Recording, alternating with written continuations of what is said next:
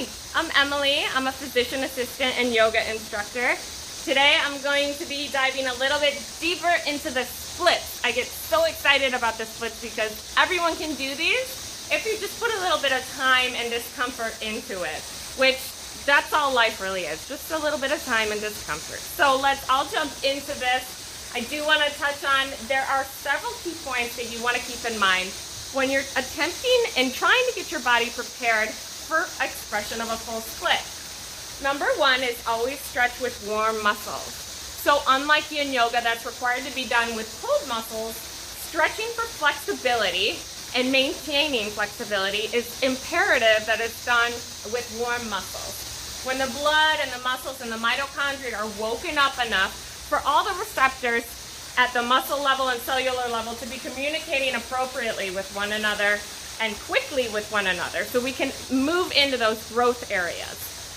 Number two, it's helpful to include in your practice certain modifications such as straps or blocks. Now these aren't so much modifications as stepping stones. Actually, I use them myself in a number of different poses because the way my body is shaped, I get a deeper pose with blocks.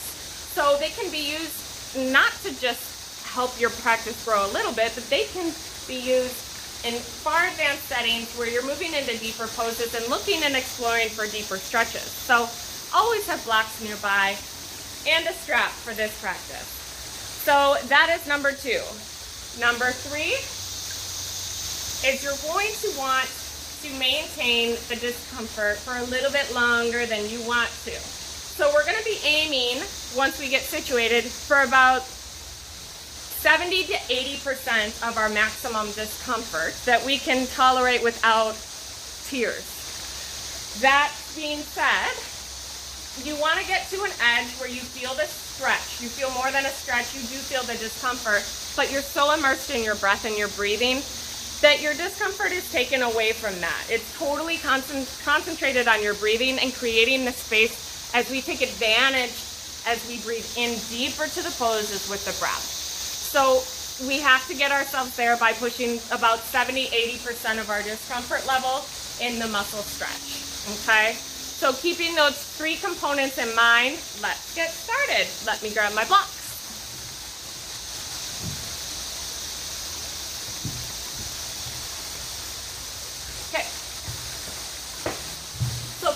Start with a few stretches that are going to benefit you greatly to help increase the flexibility. The muscles that we're targeting in the splits, whether it's right side, left side, even center splits, the muscles being targeted are the hamstring bundle, the bicep femoris, okay, the gracilis, the sartorius, the vastus medialis, vastus lateralis, rectus femoris.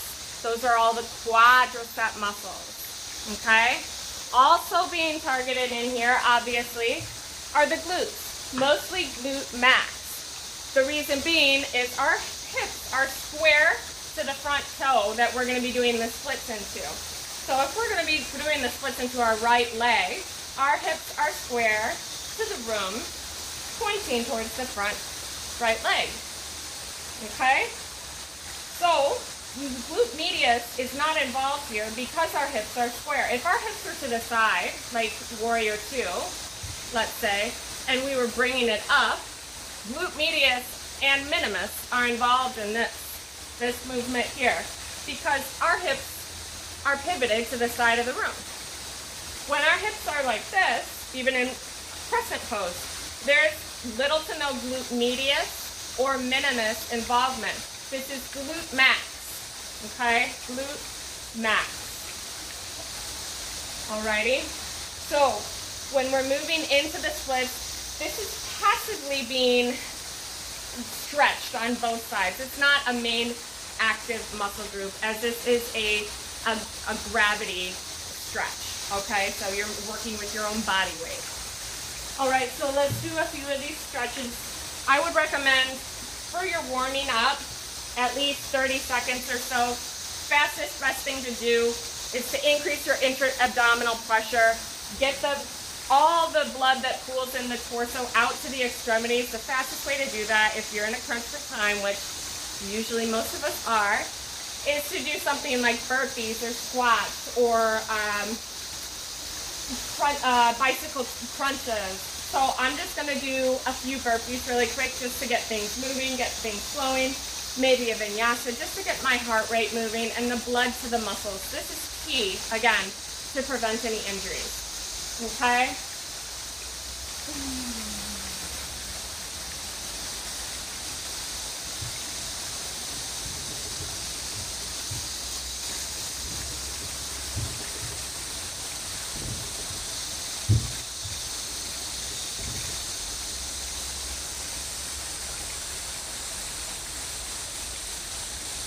So again, bending the hips, anything having to do where you're bending the abs and bending at the waist is going to be beneficial for a warm-up.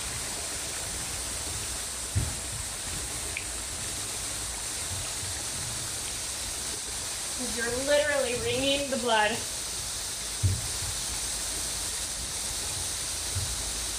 out of your internal organs, waking it up, telling it, okay, we're ready to move. Wake up, go to the muscles.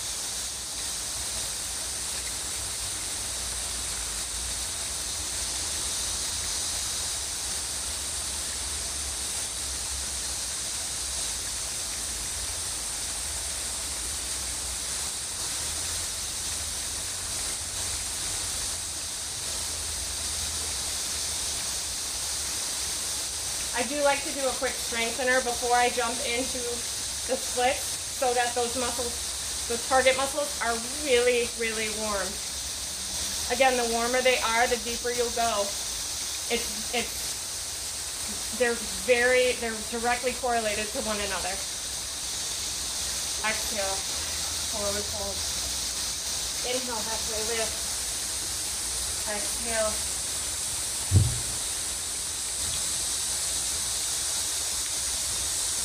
All right. So when you've done a bit of a warm-up, grab your strap, meet me down on the mat. And most of you have probably already seen this type of warm-up before. Basically going down onto your back, reaching the strap under the plantar flat fascia tendon. Very common place for injury. How do we prevent injury in the plantar fascia? With flexibility. So anything having to do where you're jumping up on your tiptoes, I love just jumping in place in the morning, or where you're actively stretching through the tippy toes, like when we sit back on our heels on top with our toes tucked under for a heel stretch. That's good for the plantar fascia. Anyway, back to the switch. So you're going to be bringing that strap right about in the middle of the sole or the arch of the foot.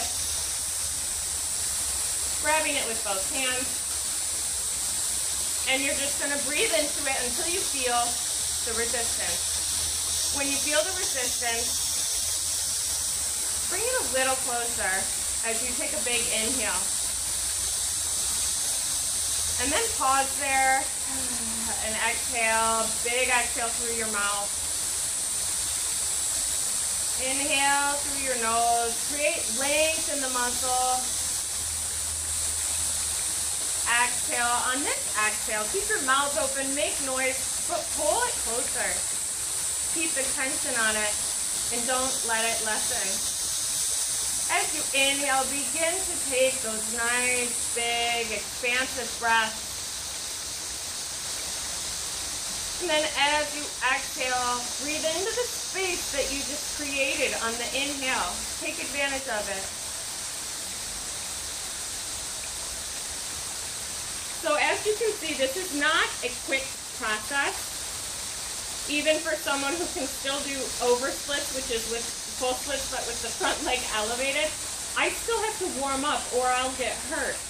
And I can tell you from experience, injury to your biceps femoris tendon for any of your hamstring muscles or tendons will put you out for a long time. So it's very important that you listen and you know the anatomy and the orientation of the hips and the requirements. So important to warm up first. This is going to help you stay safe, stay healthy, and do the splits. It's a win-win, and it's an awesome party trick.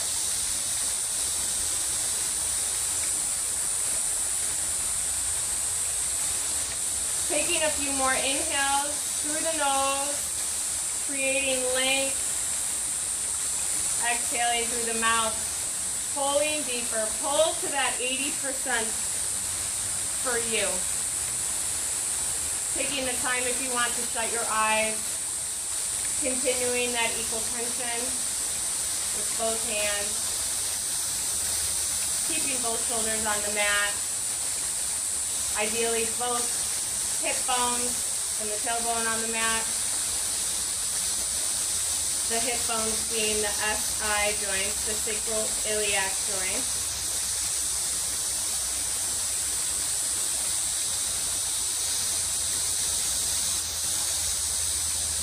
All right.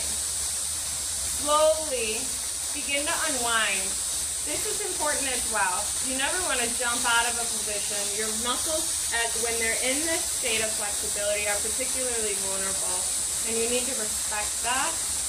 A lot of times that you don't get that relationship with your muscles until after you already have an injury. So this is part of why I'm making these videos, because it's very common to get deterred, I'm hearing, when you're trying to get flexible, especially as an adult, because you possibly encounter an injury. But warming up, taking your time exiting the pose, keeping your hips square to the front of the room and square to the front toe, that is the third step in all of this, which I covered earlier. So slowly beginning to bring it up. And then we're going to be bringing it to either side. Choose a side. I'm going to go to this side first. And I'm going to keep my hips facing up towards the front of the room. So that's going to take a good amount of effort, pushing this left hip down to the mat, flush with the mat.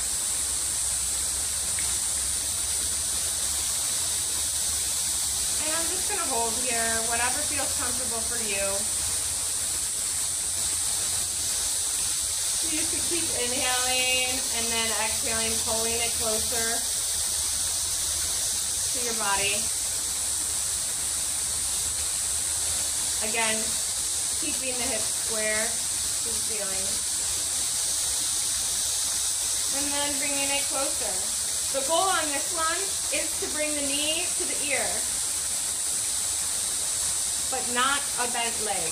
So basically, like the ear to the shin, okay? As opposed to rolling it back up on top. To go back up onto the top, we're going to bring it back out to the side and come up from neutral, from a 90-degree perpendicular angle. Let's go to the other side. And once we feel that edge, then we can play around with moving it up. Now this is a very intense stretch, I will tell you this right now. So starting from the top, this is a great mid-thoracic and cervicothoracic, the junction between the cervical spine and the thoracic spine, right in between the shoulder blades and a little up. It's a very difficult place for, a very common place to hold tension, very common place to get injuries. The most common area of a disc herniation in the neck is C6, 7, cervical 6 and cervical 7 disc space. And that is right there. That's like the bony prominence that you feel at the back of your neck there. So this, I feel it in that area as I keep my right shoulder down, stretching through that area, opening it up. And that is a very difficult thing to do. Absorbing that stretch here. That elongation is moving down through my thoracic spine to my lumbar spine, opening space there that I can physically feel the vertebrae opening, allowing that synovial fluid to flow in and the cerebral spinal fluid to flow up and down our spinal cord freely without obstruction. And then obviously I feel this in the glute medius, glute max, and that sacroiliac joint. Okay. Option to bring this leg up a little bit higher. Goal is to keep that right shoulder on the mat. Feeling an intense elongation of this iliotibial band. Remember the ischial tuberosities, the sits bones? Well, this is the iliac. This is attached to the iliac crest. This tendon attaches all the way up here, the front of our hip bone, and goes all the way down our leg to the tibia, which is in our lower leg, our calf. So we have a tendon that attaches all the way up on our hip bones that we're stretching in this pose. And so now you can kind of visualize that alignment is so important with this when you're moving in these vulnerable positions over these bony prominences and over other muscles and spasms and collections of synovial fluid. So coordinating your body and the correct modifications of the hips is absolutely imperative. So speaking of which, bringing it up from a 90-degree angle, heel to the side. Taking a nice additional stretch here. Really feeling that all the way. Goal here is not necessarily a straight knee. I would not say I would want it locked ever. Goal here is toes to the nose, hips to the mat, so back of the tailbone glued to the mat, shoulders to the mat. Goal is to bring the back of the knee to the sky, whatever that looks like for you. Whether that's right here, that's fine. But then from here, you're going to be working on straightening your leg there. The aim is not to bring this closer to your body. It's to get this straighter from where you are today and lengthen from there. Okay, and then next time you come into this pose and start to lengthen it, you can start from a higher position, and then you can breathe it deeper that time. But if you're here, work on staying here with your heel and straightening the leg, because this is a much more intense stretch than this. And once you're here, it will literally open the door for you to go much deeper and play around with these deeper poses. It is acceptable and it's actually advisable to start with a bent knee and then see how far comfortably you can straighten. That's acceptable. Whatever is okay for you. As long as you're entering and exiting them slowly. So we will do the other side. I know that we're going a little bit quickly here. Toes to the nose, taking some exhales, even bringing it back, and inhale. It does help to pump the muscles. Pumping, I mean inhaling as the foot goes up, exhaling as the foot comes back.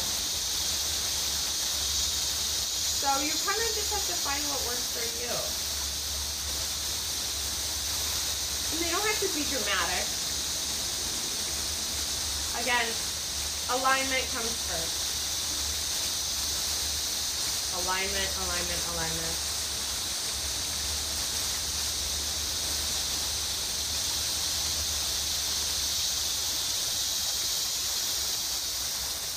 And just be advised that it's totally normal to have one side feel like completely different from your other side. That is normal. It's also very normal to have, up to a half-inch discrepancy in one or both of your legs. And that's a very common cause of low back pain as well. So you really have to just get in touch with your body. All right, I'm going to be bringing it over to the side.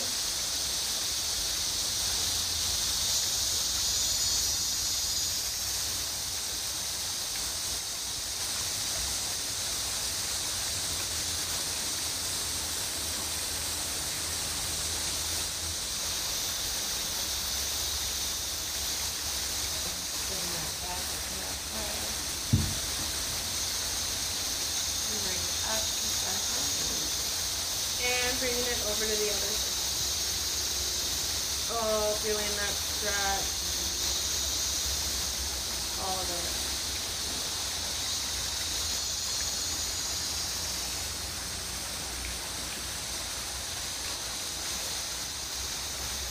The aim for the splits is to get that straight leg flexibility. So to circle back to the splits, the goal is precisely what I'm doing here. I'm getting this straight leg flexibility at all angles. From the side, both sides, right, left, front, all the planes, okay? Bringing it back up. Okay, and then bringing it through. All right.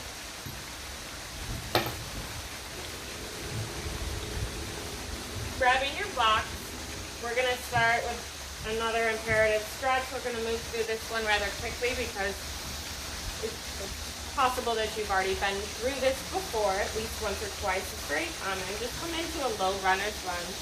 Right knee over your right ankle, eye gaze in front, hips pointing towards the front of the room. We'll start with the right foot in front, pointing towards the top of the mat, right knee behind our body, in line with the back left ankle. Left knee behind our body. Hands on blocks. There's 3 levels: tall, medium, low. Choose which level works for your body. Again, everyone's legs, limbs, and torsos are completely different lengths, so please accommodate for your body. The goal of this stretch is kind of the opposite of what we just did with the laying on the back leg stretch. It is more as a quad stretch, the front leg, creating flexibility. That front leg flexibility, in this case, bent leg flexibility, because it is a pretty passive pose with the back lower leg in these positions, but it's important to open it up. Important with this is to keep the hips pointing forward and shoulders pointing forward. You can play with that. I do like to oscillate back and forth between that and half splits, keeping a bend in the back left knee such that my hips are not too far behind that back left knee. I like to try and aim for 90 degrees. And actually, it is worth noting that I like to roll my ankle out, and you can literally feel the attachment of the IT band right by where your SI joint is. It's right up here. So with, taking time with your body, if that's acceptable to you, you can gently roll it out. Again, concentrating on just bringing that right hip back and down to the earth a little deeper so you maintain that square hip. Always bringing it back to neutral. I like to rock up and down with the ankle. Ankle flexibility is important for this as well. Very important. Also for standing balances. There's 3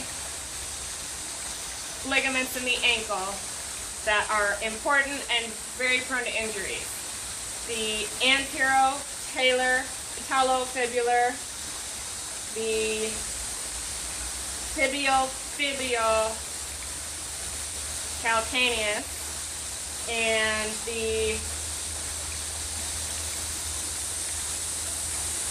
I forgot the third one, but I'll leave it in the link below. So those are important for balancing. So the next pose, just moving back and forth in between those 3.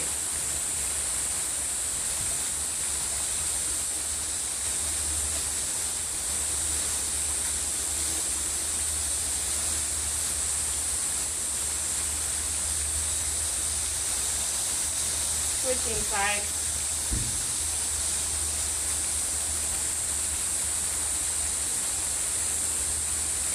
When you're doing this and you find the deepest point that you can hold comfortably for about 2 minutes, you want to hold it for 2 minutes. For time's sake, I'm not doing that today. I'm focusing on the content of the instruction of the actual stretches to help. But just to note, holding it is where the growth is for sure.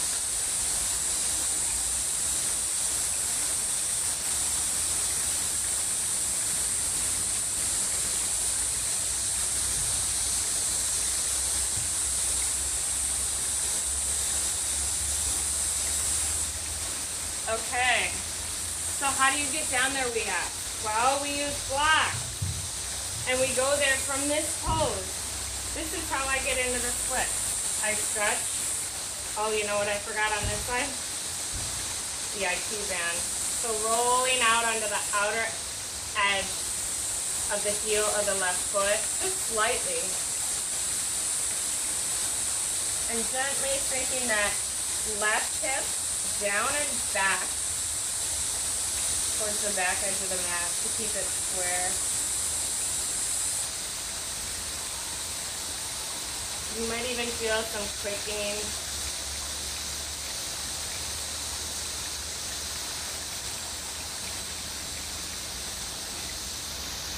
Okay, so bringing it back to this position.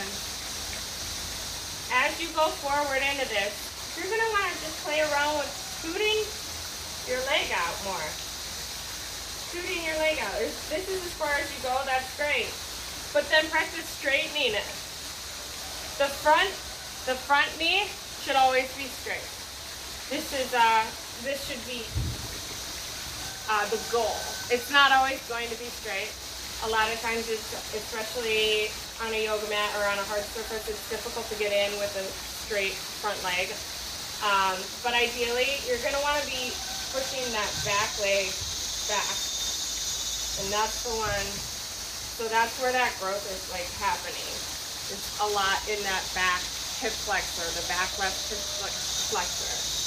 So ideally, the blocks are on the side. If you're right here,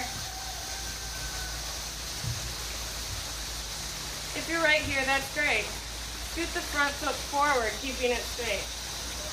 So play around with just scooting the foot forward as far as you can straight.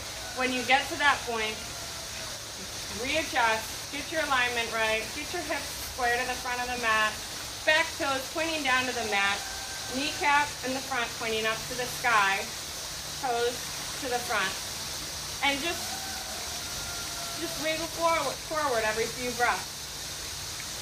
Okay, you'd be surprised. Your arms will start to fatigue probably faster than your legs, but it's good to use blocks so you can get that depth.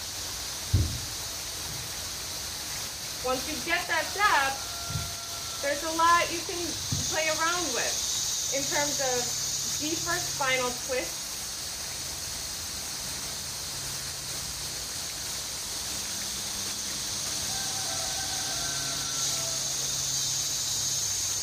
Or eventually bringing the back left leg behind you for a twist. Again, I'm twisting this way to create the square hips and square shoulders, because normally the tendency is to fold in and protect ourselves like this. If you have any tendency to do that, I would get out of the splits immediately, because that's where injuries happen with that type of rotation of the hip. That's why we use blocks until we're literally laying down on the mat. Very, very important. Use them, use them, use them. Okay. Coming back to your knees with the blocks, let's set up for the other side. Planting your hands down on your blocks. I opt for the high level, so I can demonstrate for you guys how to move down into this. So plant yourself down. The problem with the tall ones is I tend to flop off of them a little bit. So make sure you're firmly planted. Most of your weight really should be in your hips. Okay, the blocks are, you want to Remember that when you're in the pose in full expression, it's still your body weight that's going to be there. So you'll still have some growth there. You always will have growth there. So the goal is to put that weight in the hips for the flexibility. Again, keeping the front leg straight. Bringing the straight front leg further or wiggling the back leg back. Okay? Again, if you're right here, this would be a great place for growth. Okay? Playing around with this and this. This and this. You can do those rocks as deep as you can. Just remember, if you're going deep down into this, square your hips. Prevent yourself from jumping into the upper body like this. Or collapsing onto the side. Okay? So really, really focus on shoulders over the hips so that the hips themselves are getting that flexibility. And I realize it's uncomfortable, and I don't know that I would have the strength to hold it. But that's why you have your arms, to give you the benefit of being able to adjust the intensity by listening, but still using that breath, remembering on the inhales to lengthen and create the space. And exhale. Use the space. Sink deeper on those exhales. Sinking down. Option to twist. Right hand on left knee. Left hand. I'm all turned around. And what is that? Right thigh. It's funny being able to sit up like this. Okay, and release. Option for a quad stretch. And this works all the way up into that cervical thoracic junction I was speaking of. The interscapular area, opening that up. As long as you're focusing on the axial alignment, pulling up like a string through the top of your head. Kneecap to sky. Back toes to the ground, back knee to the ground. Weight of your body and your hips pointing to the earth. And to get out of it, just as carefully as you got in, even if you have to do the same thing. There's not a bunch of elegant ways to get into the split, unless you're really warmed up and you're going from another pose. But when you're practicing and you're gaining that flexibility, you just have to be compassionate with yourself and give yourself a little space to grow into the pose with your breath. So take the burden off of your neck and shoulders and your arms. Really use your breath to gain that space and the warmth of the muscles. And the longer you hold it and the more frequently you're doing this, the longer and better results that you're going to have. And the faster you're going to get those full splits. Thank you so much. My name is Emily. I'm a physician assistant and yoga instructor. And today we went through the splits. So we'll see you on the next one. Bye.